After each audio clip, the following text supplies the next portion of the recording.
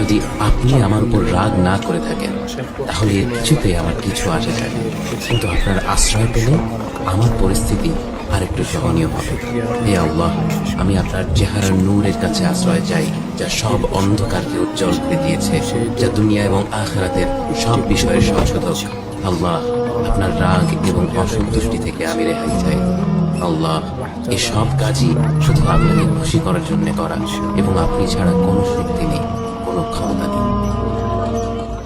হে আল্লাহ, একমাত্র আপনার কাছে আমি আমার দুর্বলতার কথা জানাচ্ছি, এবং একমাত্র আপনার কাছেই আমি আমার অভাবের কথা জানাচ্ছি, এবং মানুষের নিকট আমার অসম্মানের কথা একমাত্র আপনাকেই বলছি।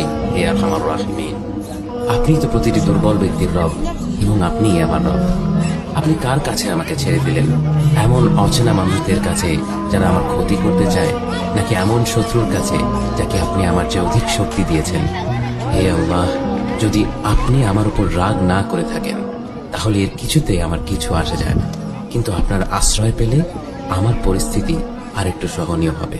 হে আল্লাহ, আমি আপনার চেহারার নূরের কাছে আশ্রয় চাই, যা সব অন্ধকারকে উজ্জ্বল করে দিয়েছে, যা দুনিয়া এবং আখিরাতের সব বিষয়ের সংশোধক।